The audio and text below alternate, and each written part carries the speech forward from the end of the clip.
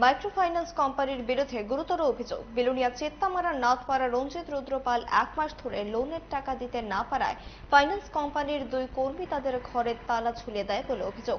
ফলে রঞ্জিত রুদ্রপাল পরিবার নিয়ে খোলা আকাশের নিচে রাত কাটিয়েছে। শনিবার বিষয়টি জানতে পেরে বিলোনিয়া মহকুমা প্রশাসন খোঁজ খবর নিয়ে দেখতে পান মাইক্রোফাইন্যান্স অবৈধভাবে ব্যবসা করছে। পরে ডিসিএম সঞ্জয় শীলের উপস্থিতিতে ফাইন্যান্স কোম্পানির অফিসে তালা ঝুলিয়ে দেওয়া হয়।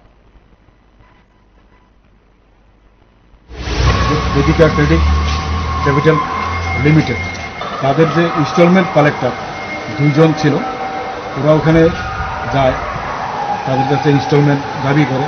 তো হয়তোবা ওনার কাছে ঋণ গ্রহীতার কাছে সময় ক্যাশ অ্যাভেলেবেল ছিল না। তারপর ওরা করলো কি, ওরা এই বাড়ির দরজাতে তালা মেরে আসলো।